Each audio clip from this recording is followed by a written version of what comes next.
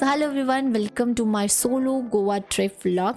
सो आज की वीडियो बहुत ही स्पेशल होने वाली है क्योंकि ये मेरा पहला सोलो गोवा ट्रिप है और बिलीव मी गाइस, ये जर्नी मेरे लिए एकदम अनफॉरगेटेबल है।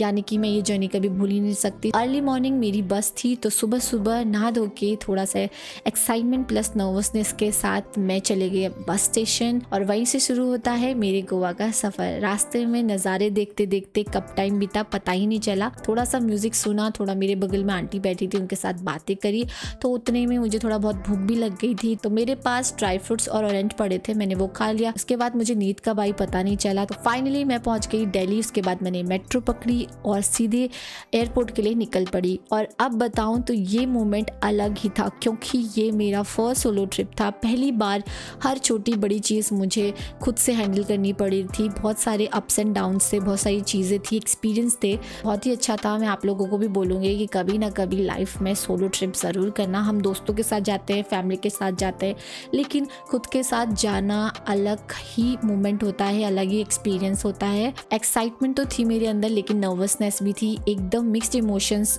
आ रहे थे मेरे अंदर।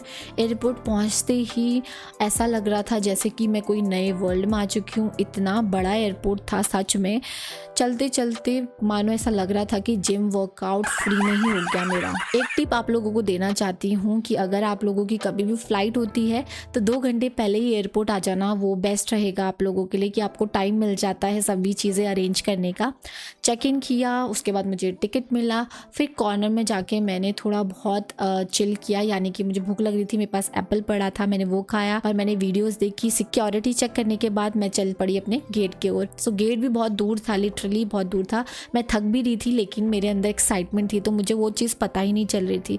और फिर वो मैजिकल मोमेंट आया जहाँ पे जैसे मैं गेट के पास पहुँची, मुझे फ्लाइट्स इतने पास से दिखने लगी। लाइफ में पहली बार इतने करीब से प्लेन देखना एकदम गूज़बम्स वाली फीलिंग थी दोस्तों।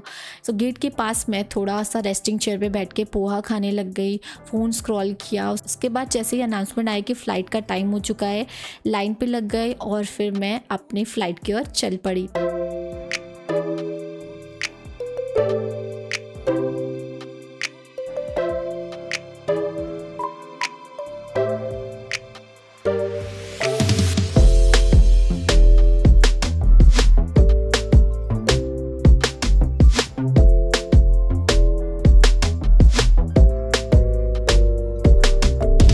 अपनी सीट टूटने के बाद मुझे पता चला कि सरप्राइजिंगली मेरी सीट में एक आंटी बैठ चुकी हैं। थोड़ा सा करेज गैदर किया और पोलाइटली मैंने आंटी से बात करी। उसके बाद अपनी ड्रीम विंडो सीट पे मैं बैठ चुकी थी और ये विंडो से इतना प्यारा नज़ारा था। अगर आप लोग भी पहली बार ट्रैवल कर रहे हैं फ़्लाइट से, आप लोग भी विंडो सीट बुक करना क्योंकि आप लोगों का एक्सपीरियंस मज़ेदार हो जाएगा। क्योंकि विंडो से इतने प्यारे प्यारे व्यूज़ दिखते हैं ना, लिटरली। मेरा जो टाइम था वो शाम का था, इसलिए मुझे पूरा नाइट व्यू दिखा। लेकिन अगर आप दिन में जाते हो तो आप लोगों को बहुत अच्छा व्यू दिखेगा।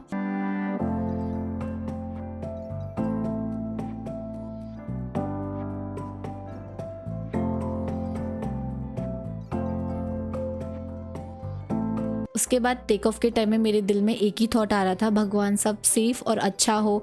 थोड़ा सा नर्वसनेस थी मेरे अंदर, लेकिन जैसे ही फ़्लाइट उड़ने लगी तो सब कुछ गायब हो चुका था। मेरा स्ट्रेस, मैं एकदम ड्रीम वर्ल्ड में आ चुकी थी, ऐसा लग रहा था। नीचे जैसे ही मैं देख रही थी तो मुझे लाइट्स ही लाइट्स दिख रही थी। वो सारी बिल्डिंग्स इतनी छोटी सी दिख रही थी।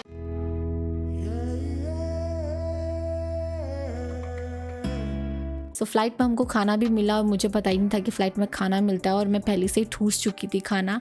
सब कुछ अच्छा था लेकिन कॉफ़ी दोस्तों बिल्कुल भी अच्छी नहीं थी, पर मैंने उस कॉफ़ी को पूरा ख़त्म किया। वैसे तो 3 घंटे की फ़्लाइट थी दोस्तों, पर ऑनेस्टली बताऊँ तो टाइम कब गया पता ही नहीं चला। इस पूरे जर्नी में दोस्तों मेरे दिमाग में बस एक ही चीज़ थी कि मुझे अपने छोटे बड़े सभी मोमेंट्स को कैप्चर करना है। मेरे लिए स्ट्रगल भी था कैमरे को रखना लोगों के सामने। अगर कोई मुझे ऐसे देख भी रहा है तो मुझे बहुत नर्वसनेस भी हो रही थी, पर मैं ट्राई कर रही थी कि वीडियो को बनाऊं जितना ज़्यादा हो सके।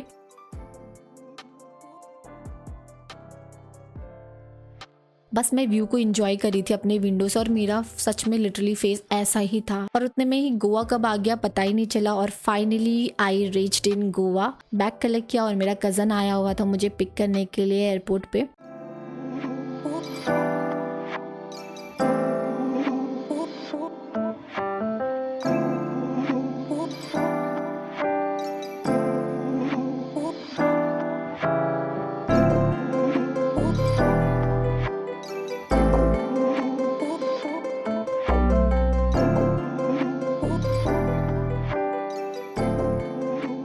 उसके साथ गई मैं अपनी दी और जीजू के घर और बस जर्नी का पहला पार्ट यहीं ख़त्म होता है। नेक्स्ट व्लॉग में आपके साथ और भी गोवा के मज़ेदार मोमेंट शेयर करूँगी, तो स्टे ट्यून और चैनल को सब्सक्राइब करना मत भूलना। थैंक्स फॉर वॉचिंग, बाय, मिलते हैं नेक्स्ट व्लॉग में।